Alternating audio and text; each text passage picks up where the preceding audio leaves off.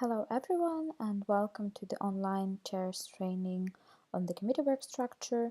I will tell you a bit more about structuring your committee work, analyzing each stage of the committee work, and tell you which methods you can use to ensure the most efficient use of your time and resources. Mostly I'll concentrate on the classic committee work structure. However, in between the lines we will also talk about some advanced methods that can be used in order to use your time efficiently. So once you successfully completed team building and you're sure that your committee works as a single team, it's time to start one of the most meaningful parts of the session. It's committee work. Each chairperson structures the committee work in a different way. It really depends on whether you chair alone or co-chair with someone.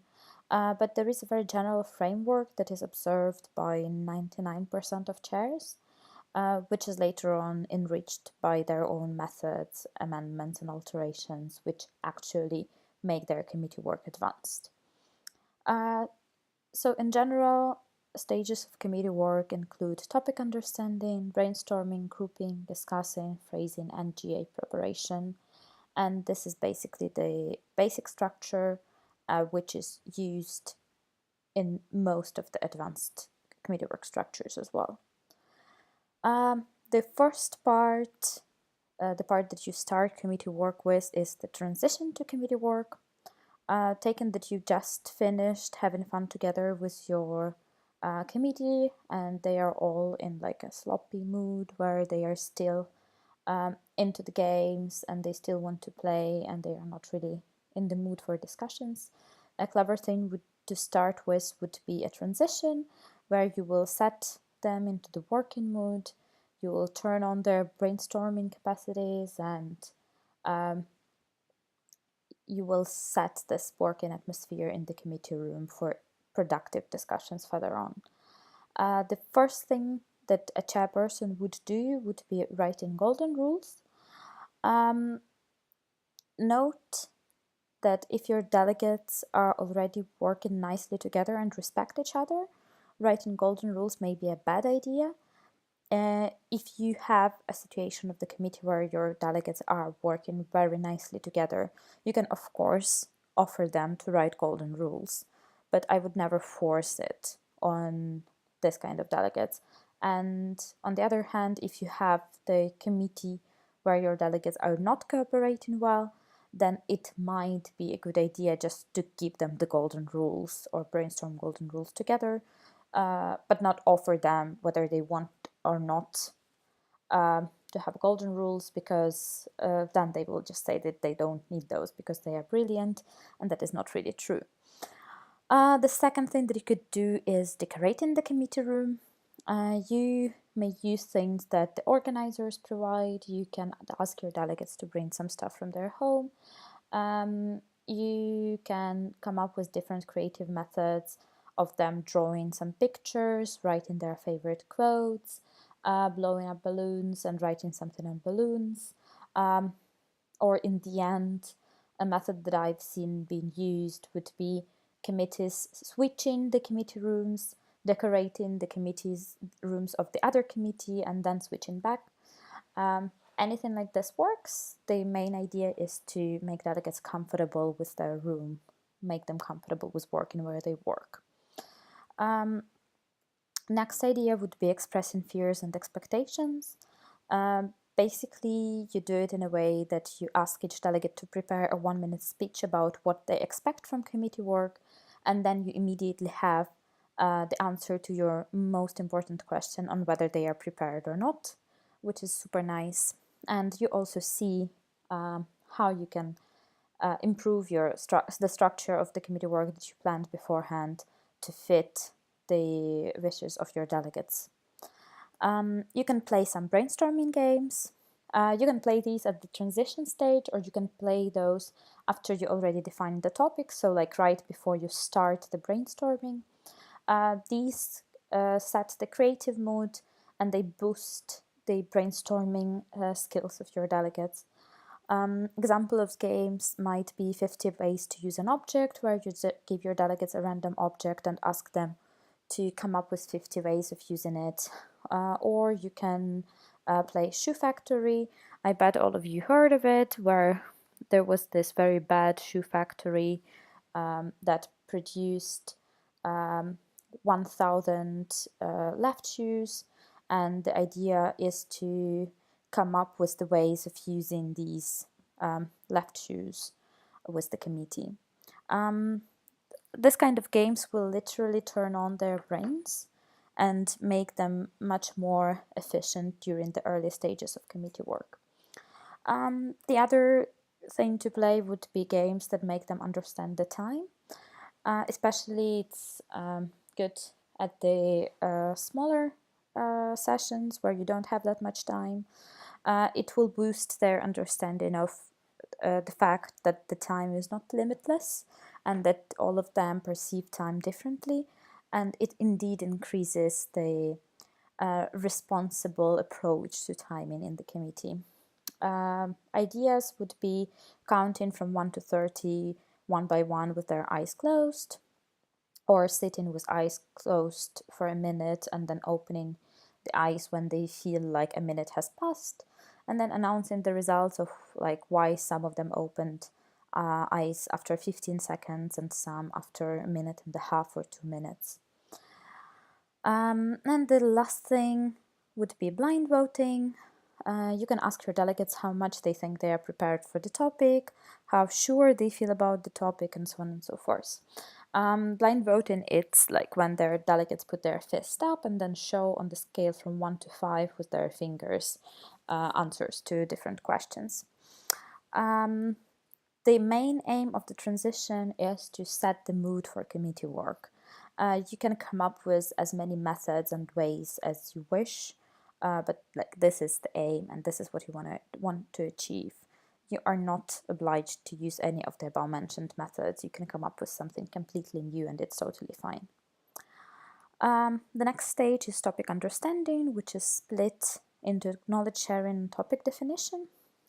You can first do knowledge sharing and then do topic definition or vice versa, and it doesn't really matter.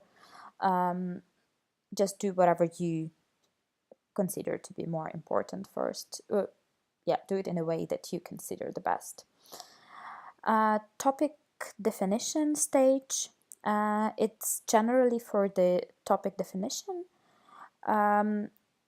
What you do, usually you write the topic on the flip chart or the board. You ask your delegates to read out the topic, to underline the most important words and word combinations, and choose 3 to 5 most important ones. And then you would refer to those in their discussions if they miss out one of the important parts of the topic. You can also write the topic word by word on separate post-its and ask your delegates to recreate the topic. Then you again do the topic definition as described above. You can also ask them to rephrase the topic in simple words, as in just rewrite it basically as a 5-year-old to see what they deem to be most important in the topic and define what you actually want to achieve with the topic. The main aim is to ensure that delegates know what the topic is about and they know what they want to achieve. So basically each of them needs to have the understanding of what the topic is about. The next stage is the topic, again, topic understanding is about knowledge sharing.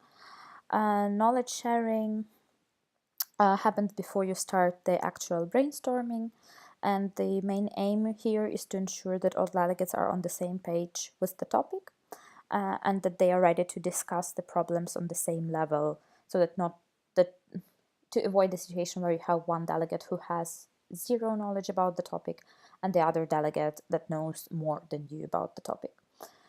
The first thing that you would do, you would ask them to read the TO.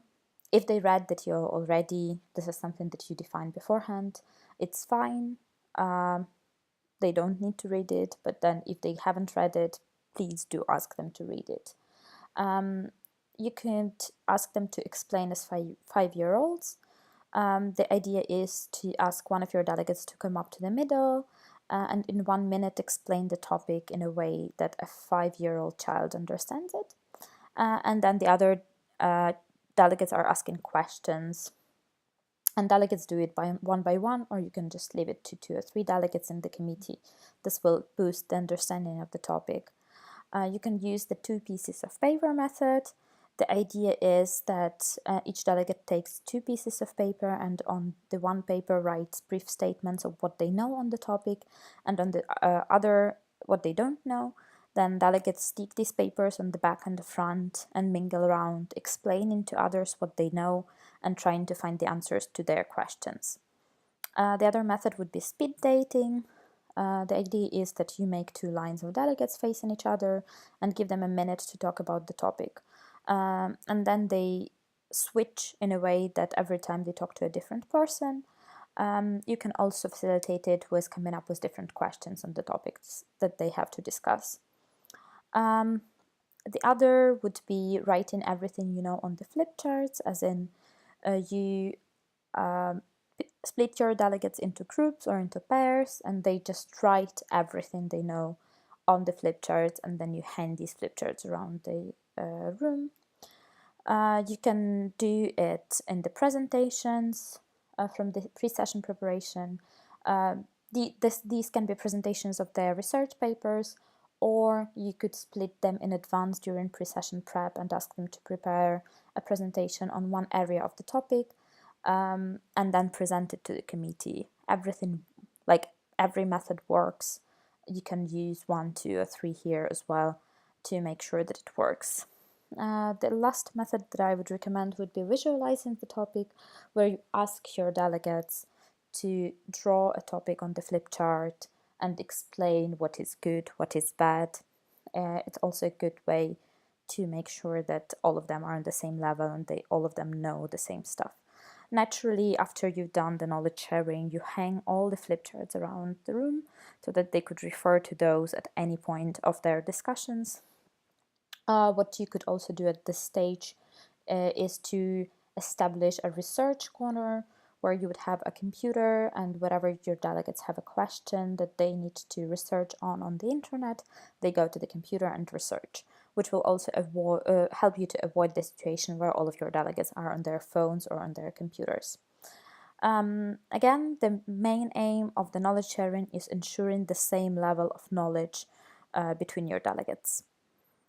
The only thing that you need to remember during knowledge sharing is that your delegates are talking about facts. They are discussing the situation. They are not coming up with the solutions yet, because this is not the right stage for that one. Next stage is brainstorming.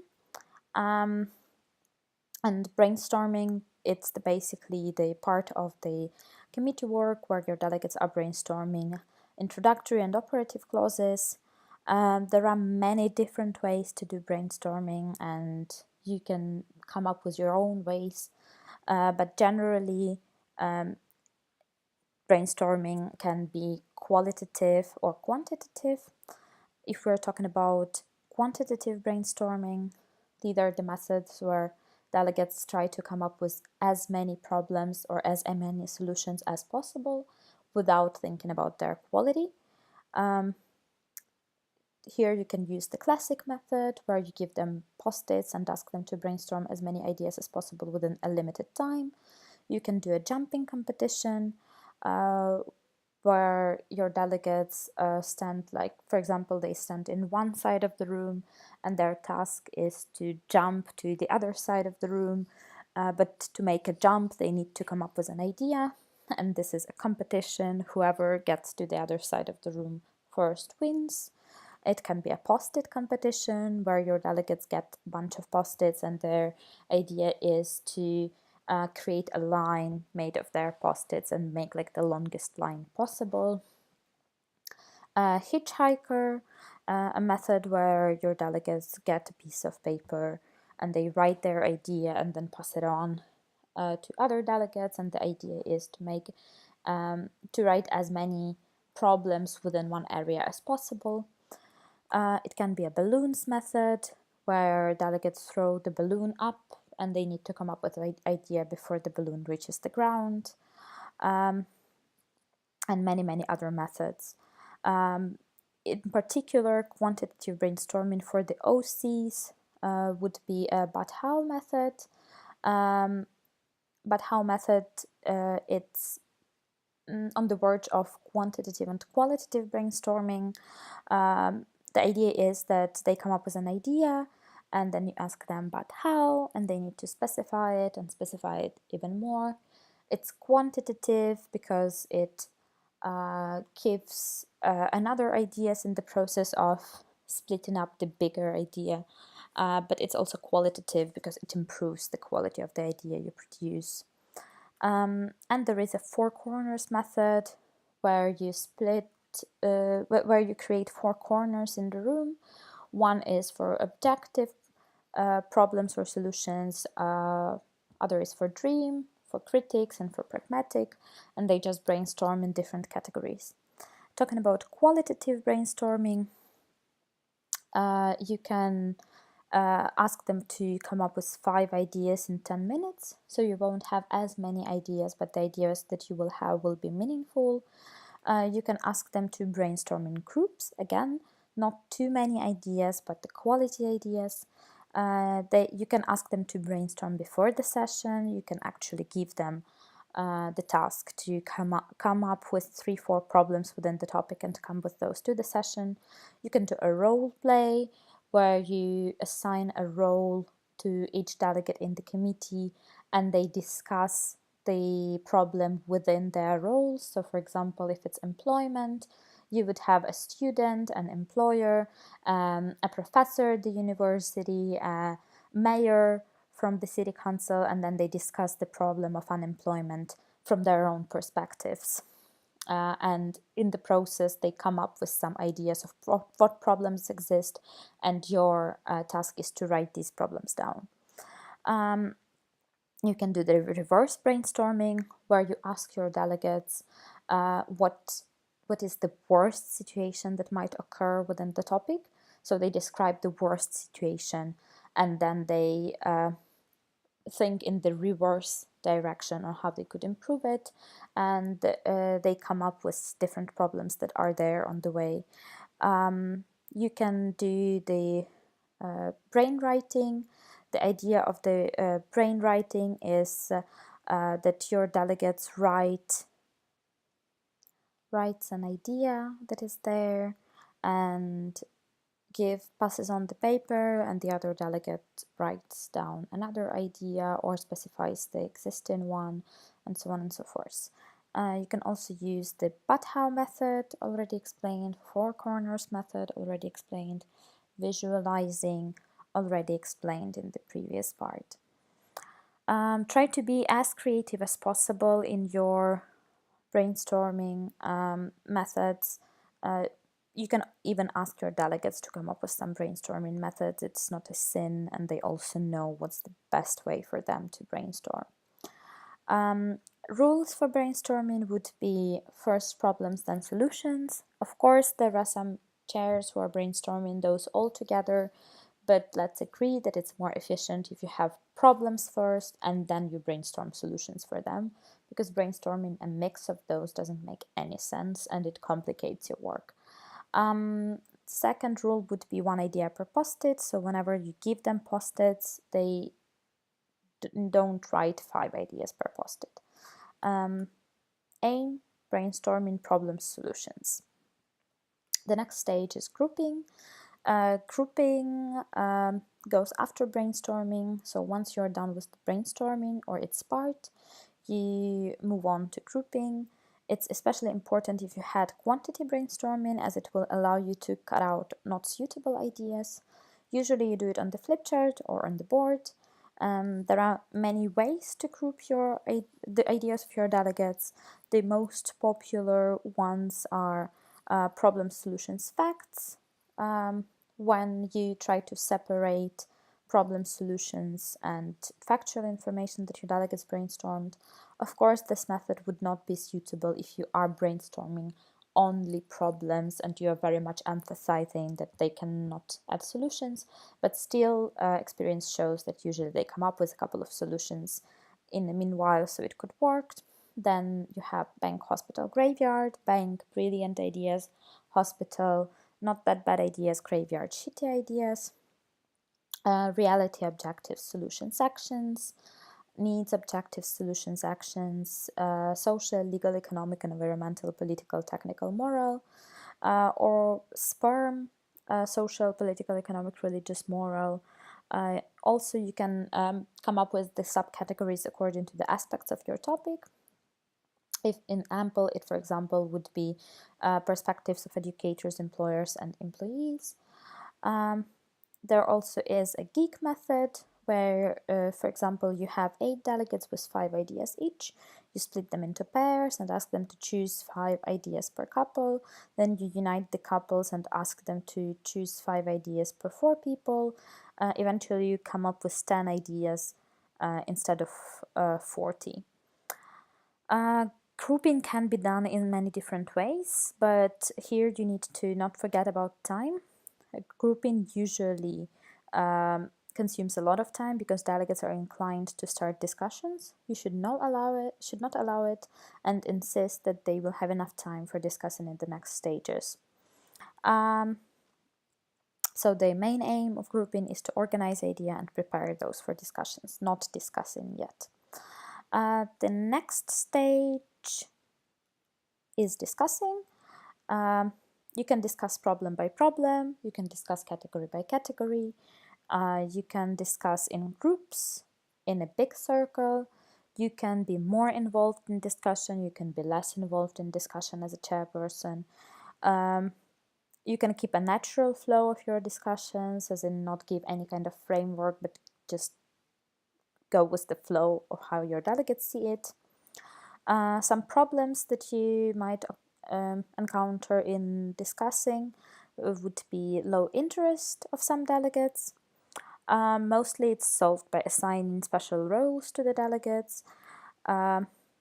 Interruptions, you can use a talking ball, for example, to solve it, where only a delegate who holds a ball can speak. Not everyone included.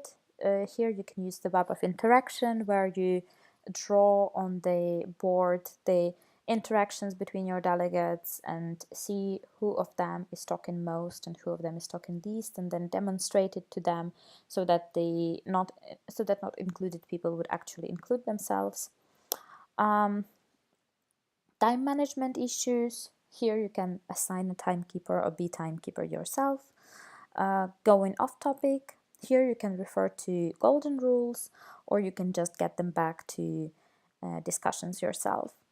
As a chair, you're not supposed to interrupt discussions and influence delegates' opinions. You are not influencing the solutions that delegates come up with, but this doesn't mean that you are not listening to them. You listen, and if you hear that delegates misinterpret some facts or make some mistakes regarding functions of some bodies, you can interfere and correct them. You can also provide them with factual information if you hear that they need some. Also, you need to get delegates back on track if you hear that they are off topic, and remind them about time. So, and your ultimate goal as a chair is to have enough problems and solutions by the end of the discussion round. The aim is discussing problem solutions and make sure that entire group agrees with those, and rule is not imposing your own opinion. Next stage is phrasing. Once you're done with discussing, you can start phrasing the ICs and OCs. In most cases, you will be provided with the list of introductory and operative clauses, but if not, you can easily find these lists online. The goal is to phrase ICs and OCs into fancy sentences, which you will later on use in the resolution, and the better you do it at this stage, the less work you will have during the resotyping and the more sleep you'll get on the last night. However, at the same time, I would say that phrasing is something that you can do yourself.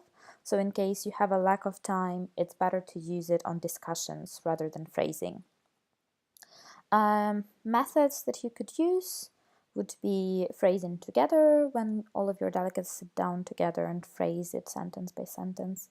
You can do it in groups, where each group receives one IC or one OC, or IC and linked OCs, and they phrase those into sentences. It can be hitchhiking method once again, where each of your delegates receives one IC, writes possible phrasing, and then they pass on the paper to the next delegate, and the next delegate improves the phrasing of what they received, and you repeat it like for five, 6 times until you have a proper sentence which was proofread by a couple of people. You can also do the phrasing along the way, as in like you discussed the IC or OC and phrase it right away. You don't need to wait for a special stage to phrase all of them at the same time. You can assign one person to phrase, especially if you have someone who is not active in discussions and wants to be useful. There are a couple of rules of phrasing as well. Each operative clause must have an introductory clause behind it, so you can't really write solutions to problems that are not in your resolution. There can be a couple of OCs for one IC and vice versa, so you can have a couple of solutions for one problem and you can have one solution for a couple of problems. We do not establish new institutions in EYP. Of course, there can be exceptions, but in 95% cases, if you research, you will find an institution which already does exactly the same thing that your delegates want a new institution to do. And in this case, it just doesn't really make sense to create a new institution. And each OC has to answer questions what, who, and how. And an optional question would be when. The next stage is the GA preparation.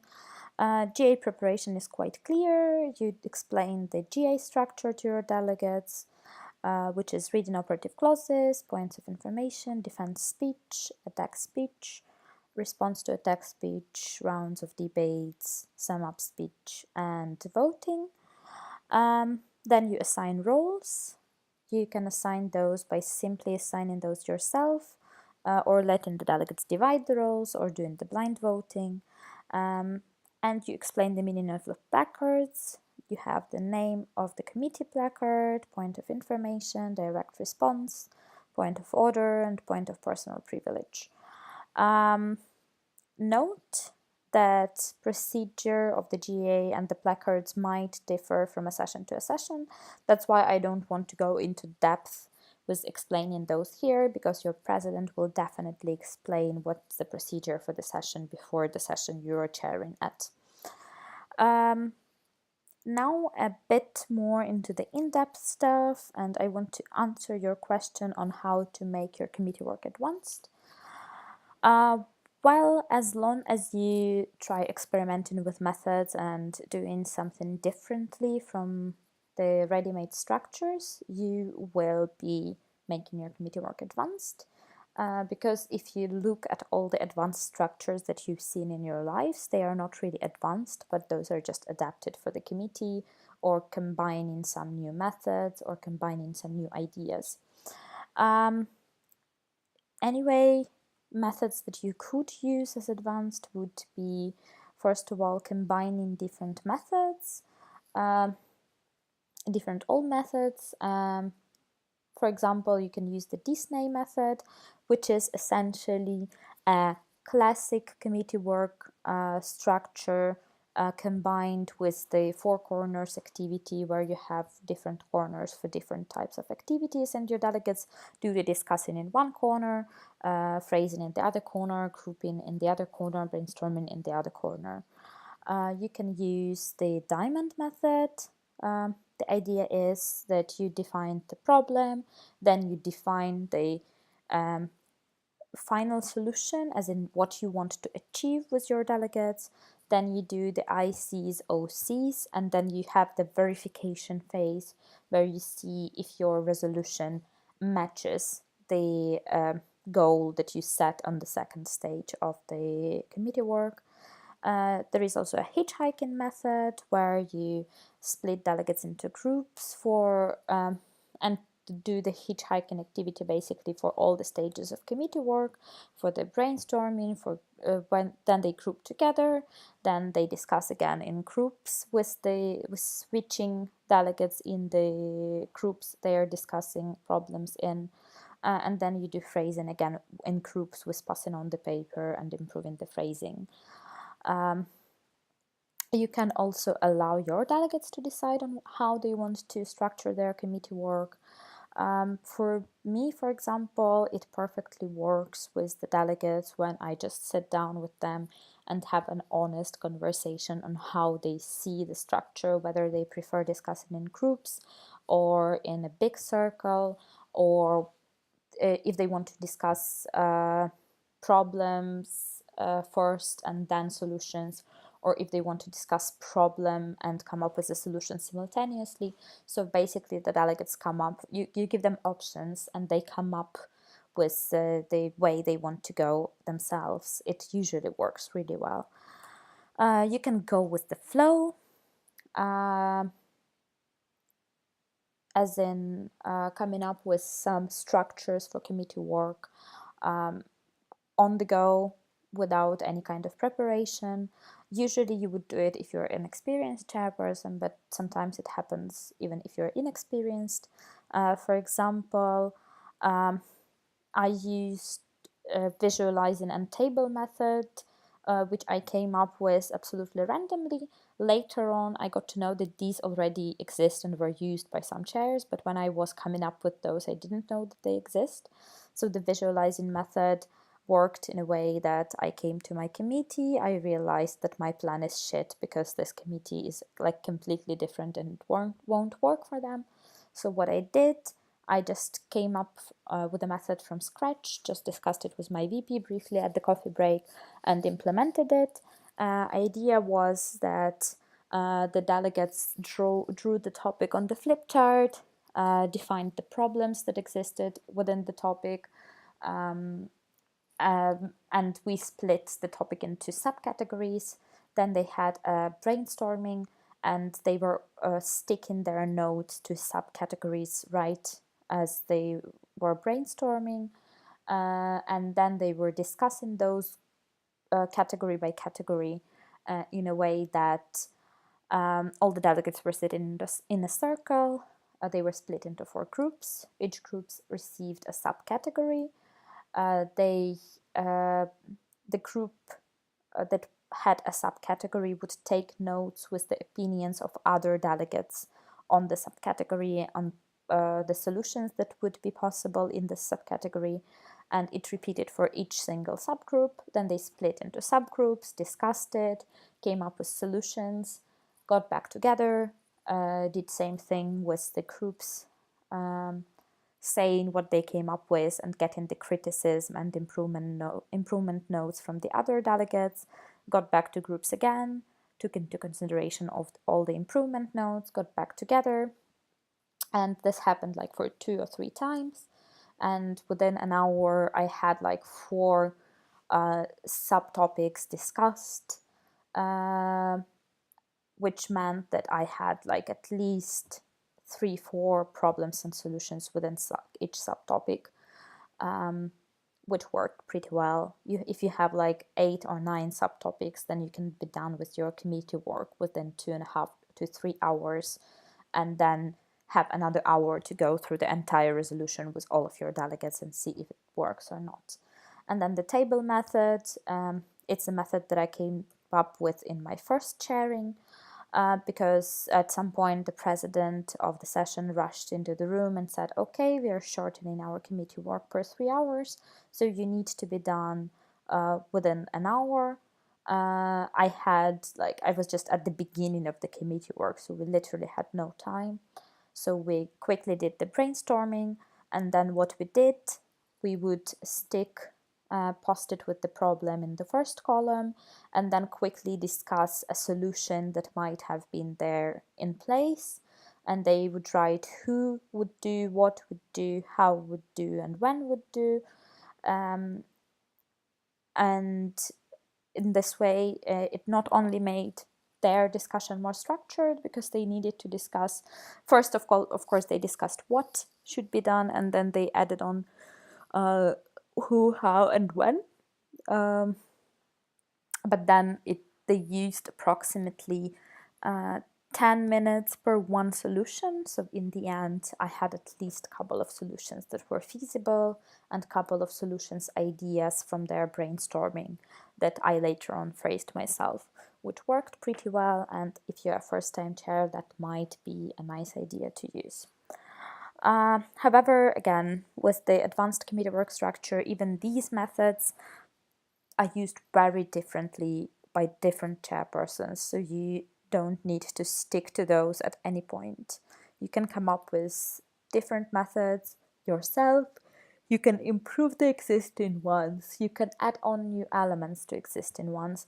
Like, really don't limit yourself to something that is already there, because you have your brain, and your brain is the greatest producer of stuff, trust me. The last thing that I want to tell you would be looking through this chair's guide on committee work. I'll send you the link. The idea is that this guide includes most of the basic and advanced methods on different stages of committee work. And what I would usually do, at least when I plan my committee work, I would just sit down with the guide and think of which methods I would like to use today, or how I would combine the methods that are there in the guide. Usually it works really well. At least it boosts your committee work stage's creativity to come up with something cool. Apart from that, if you have any kind of ideas on what other methods might be used in the committee work structure, please comment with those under this video. And if I once again will be shooting the video in the future, I'll use those to make the video more comprehensive and useful for the other chairs. Thank you for your attention, and enjoy the rest of your day.